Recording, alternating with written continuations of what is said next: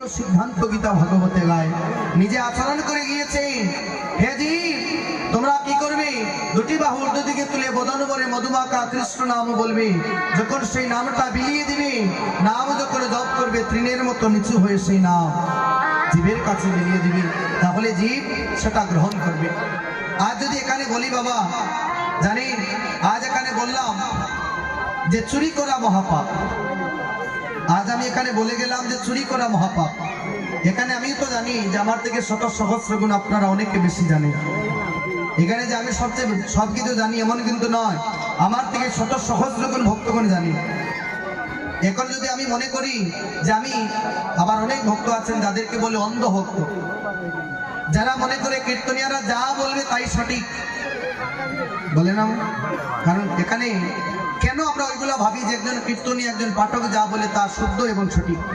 কারণ আমরা বিশ্বাস করি যিনি এখানে দাঁড়িয়ে কথা বলবেন বা ভাগবত আলোচনা করবেন, সব সময় ধর্মের কথা বলবেন, সৎ কথা বলবেন, ভালো কথা বলবেন, কোনো মিথ্যা কথা বলবেন।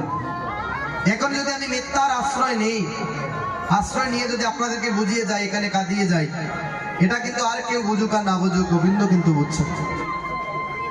কারণ এই জায়গা মিথ্যা কথা বলার জায়গা না। আজ আমি বললাম চুরি করে অপরাধ, কাল যদি আমি চুরি করি আর আপনারা যদি জানতে পারেন যে কীর্তনিয়া সুমন দাস আসরে দাঁড়িয়ে বললো চুরি করে অপরাধ, কিন্তু দেখলাম সেও চুরিতে ধরা পড়েছে, কি করবেন? আমাকে কি আশীর্বাদ দিবেন না গালি দিবেন? কি গো মা? অবশ্যই গালি দিবে, যে কোনো মানুষ গালি দিবে। তো প্রত্যেকটা কথা প্রত্যেক জায়গায় বলতে হলে একদম বুঝে শুনি আগে বলতে হবে। অর্থাৎ আগে নিজে ঠিক তো জগৎ ঠিক। আগে নিজেকে পরিবর্তন করতে হবে, তারপরে জগৎ পরিবর্তন হবে।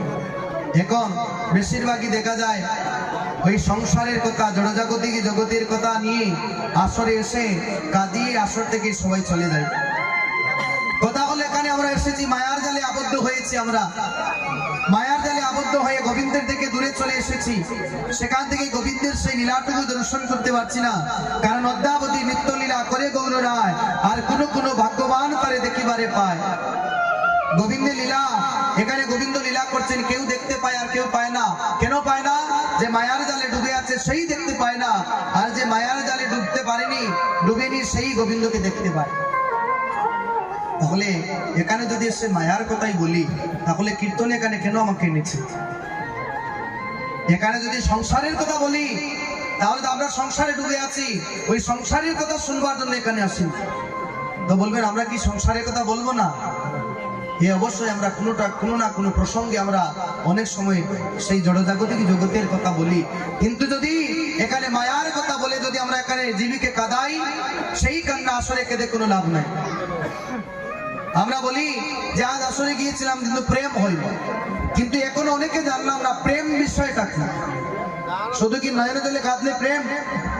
তাহলে এখানে যে আত্মীয় স্বজন পরিবারের জন্য যেখানে বসে কাঁদলাম, ওইটা কি প্রেম? ওইটা প্রেম নয়, ওইটা হচ্ছে মায়ার কান্না।